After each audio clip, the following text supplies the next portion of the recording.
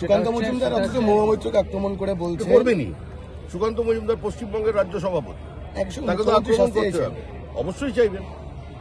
সুকান্ত মজুমদার দলের সভাপতি, এই দলের প্রত্যেকটা কর্মী বুথ স্তরে যারা লড়াই করছে তাদের আক্রমণের লক্ষ্য কি হবে, তাদের প্রত্যেকটি মনের ভাষা, তাদের বুকের ব্যথাকে তুলে ধরে সুকান্ত মজুমদার কাজ, তিনি সেটা করেছেন। সৌমিকদা, আপনারা বলছেন যে সিএ হবেই, কিন্তু আজকে যেভাবে প্রধানমন্ত্রী নীরব থাকলেন, আপনার কি কোনো, আমার মনে হচ্ছে কিছু মানুষ আছে যারা আমাদের থেকে বেশি সিএ করতে আগ্রহী।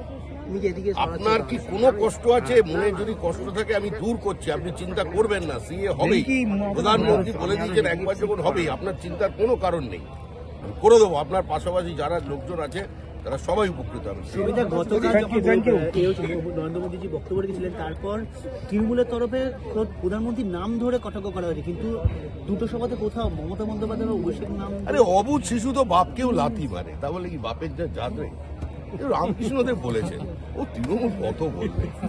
তৃণমূলের সরকার যেভাবে চলছে, যেভাবে দুর্নীতি হচ্ছে, পরিবারবাদ এক হয়ে গিয়েছে, বারবার শোনা গিয়েছে প্রধানমন্ত্রীকে। আজকেও দেখুন, প্রধানমন্ত্রী তো ধারাবাহিকভাবে এটা বলে আসছেন যে পরিবারতন্ত্র স্বৈরতন্ত্রের জন্ম দেয়, আর স্বৈরতন্ত্র যেখানে প্রতিষ্ঠা হয়ে যায় সেখানে স্বাভাবিকভাবে সমস্ত ধরনের স্বেচ্ছাচারিতা এবং সবচেয়ে বড় দুর্নীতিকে সামনে নিয়ে আসে, এবং তার কারণে উন্নয়ন ব্যাহত হয়, প্রান্তিক মানুষ ক্ষতিগ্রস্ত হয়। এটা তো প্রধানমন্ত্রী যেদিন থেকে হয়েছেন কেন গুজরাটের মুখ্যমন্ত্রী সময় থেকে বলে আসছেন, স্কিমকে স্ক্যামে পরিণত করছে প্রধানমন্ত্রী। প্রধানমন্ত্রী ঠিক আছে, থ্যাংক ইউ।